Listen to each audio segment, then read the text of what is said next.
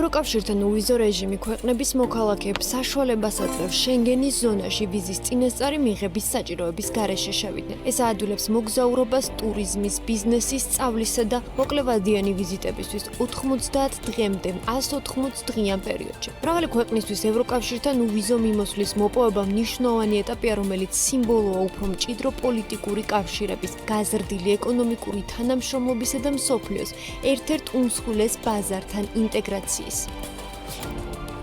ევროკავშირის პერსპექტივიდან უვიზო მიმოსვლის გაფართოება დიპლომატიური ძალისხმევის ნაწილია, რომელიც მიზნად ისახავს პარტნიორ ქვეყნებში რეფორმების წახალისებას, უსაფრთხოების თანამშრომლობის გაუმჯობესებასა და მიგრაციის ნაკადების ეფექტიან მართვას. თუმცა ეს პრივილეგია პირობითია და რიგი მოთხოვნები ახლავს, რაც ევროკავშირის სტანდარტებთან შესაბამისობას საზღვრის მართვას, დოკუმენტების უსაფრთხოებას, მიგრაციის კონტროლსა და ორგანიზებულ დანაშაულთან და კორუფციასთან ბრძოლას გულისხმობს.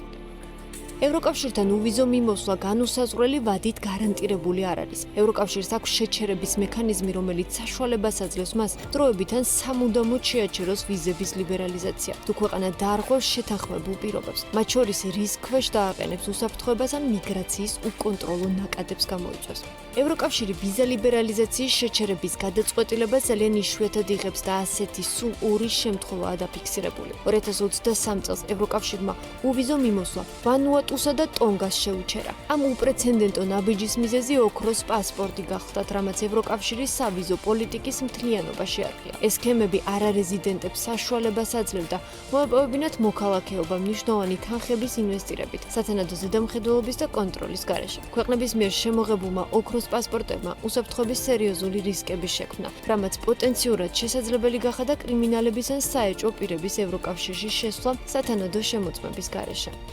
ვანუატუსა და ტონგას მაგალითი ადასტურებს, რომ ევროკავშირი მკაცრად იცავს ვიზების ლიბერალიზაციის პოლიტიკის უსაფრთხოებასა და სანდოობას. ეს ნაბიჯი ასევე მკაფიო სიგნალს უგზავნის სხვა ქვეყნებს, რომ უვიზო რეჟიმების ბოროტად გამოყენებამ ან მოქალაქეების სქემების ექსპლუატაციამ შესაძლოა ქვეყანა ვიზა ლიბერალიზაციის გაუქმებამდე მიიყვანოს. ვიზა ლიბერალიზაციის შეჩერებასთან ერთად ფიქსირდება დროებითი შეზღუდვისა და გაფრთხილების შემთხვევებიც. ასეთი პრეცედენტი 2019-2020 წლებში ალბანეთთან დაფიქსირდა, როცა ევროკავშირის რამდენიმე წევრმა ქვეყანამ, განსაკუთრებით ნიდერლანდებმა, ამ ქვეყნისთვის ვიზა ლიბერალიზაციის შეჩერება მოითხოვა, რაც ალბანეთში ორგანიზებული დანაშაულების რაოდენობის ზრდითა და თავშესაფარის მოთხოვნების არაპროპორციული რაოდენობით იყო განპირობებული. საბოლოოდ ალბანეთს უვიზო მიმოსვლა არ შეუჩერდა, თუმცა მკაცრი გაფრთხილება მიიღო. საფრთხე მოლდოვასაც ემუქრებოდა. ამ ქვეყანასთან მიმართებით უვიზო მიმოსვლის პირობების დაცვის საკითხზე განხილვა პერიოდულად მიმდინარეობდა. წნეხი განსაკუთრებით მაშინ გაძლიერდა, როცა ქვეყანაში პოლიტიკური არასტაბილურობა დაიწყო. 2018 წელს სერბეთმაც მიიღო კონკრეტული შეზღუდვა. არალეგალური მიგრაციის ზრდის გამო ზოგიერთ სერბო მოქალაქეს ეს უფლება წაერთვა, თუმცა უვიზო მიმოსვლა სრულად არ შეჩერებულა.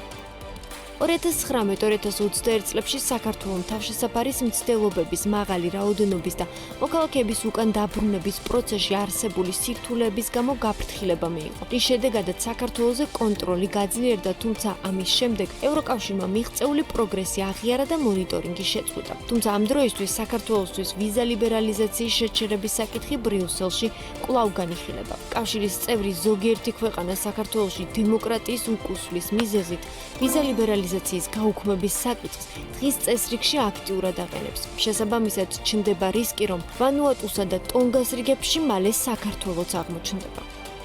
დღეის მდგომარეობით ევროკავშირის წევრ ქვეყნებში უვიზოდ გადაადგილება და წელიწადში მაქსიმუმ 90 დღით დარჩენა მსოფლიოს 61 ქვეყნის მოქალაქეს შეუძლია. მნიშვნელოვანია, რომ ევროკავშირში უვიზოდ მიმოსვლის უფლება როგორც განვითარებული, ისე განვითარებადი და ნაკლებად განვითარებული ქვეყნების მოქალაქეებს აქვთ.